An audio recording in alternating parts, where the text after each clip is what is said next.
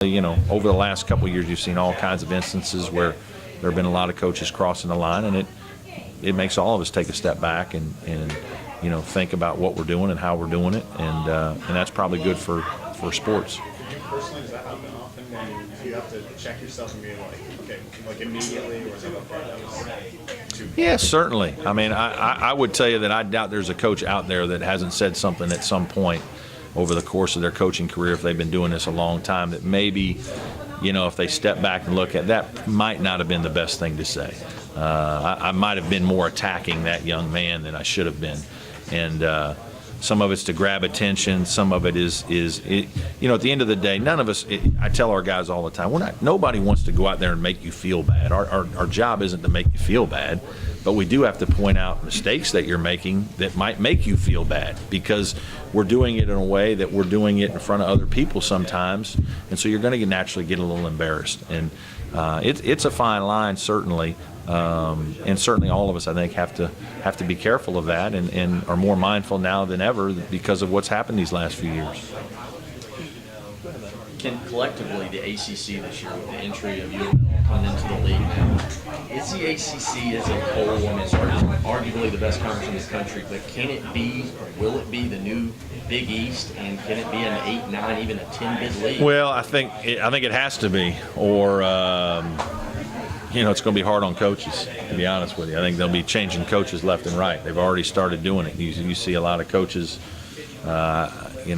I think the leash is shorter in a lot of ways with the coaching lifespan for guys. And there's pressure to win. And I think that's, more pressure now than ever because of all the media, because of social media. There just is so many more people talking about everything that you're doing. And this league has changed tremendously just in the 5 years that I've been here. I pointed this out one time. We were 10-4 last year against the ACC that I signed up for, 0-4 against the new guys. 10-4 is like one of the best records in Clemson basketball history. 0-4 made us not make the NCAA tournament. So, I mean, there's no question that it's a heck of a challenge. It's a heck of a league, and I'm excited as heck to be in that challenge and deal with that.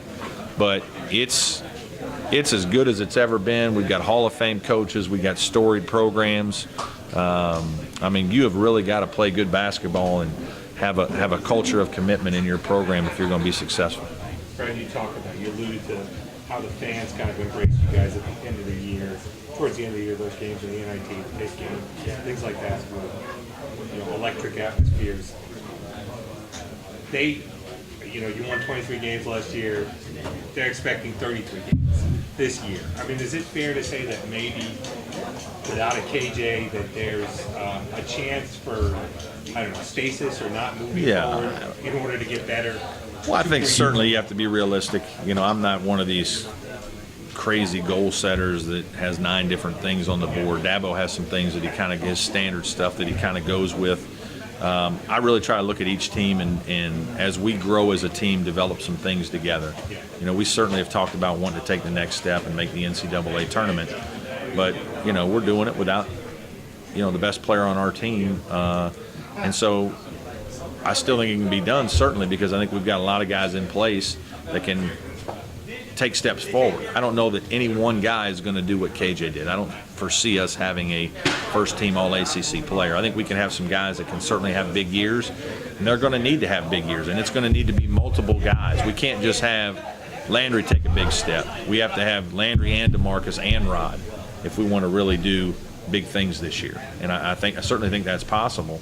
I think one of the big things for us is we have to renew the enthusiasm that was there for Clemson basketball at the end of the season. Somehow we have to get that back right at the beginning.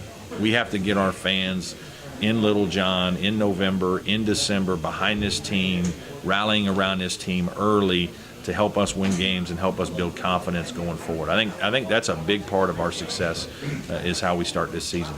Like the Duke win, obviously, last year, early in the season, kind of got people on board, and it was a great win for our guys. I think it told our guys, hey, everything I'd been telling you about, I know we're picked 14th or whatever it was last year, but we're better than that.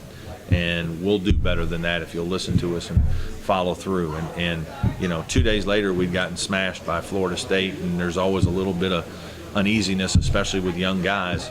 But then that win kind of got our mindset back the right direction and told us, hey, when we do the things we're supposed to do, we can win and play really good basketball. You mentioned that group of three: Rod, DeMarcus, Landry.